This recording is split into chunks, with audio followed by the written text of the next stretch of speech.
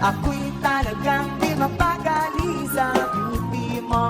Napakatindi sa tuwi kay aking nakikita. Halos tiyayatin ang buong katawan. Hindi malaman kung ano ang gagawin. Halos magkanda ulit sa katitingin. Ganyan katindi ang dating mo sa akin.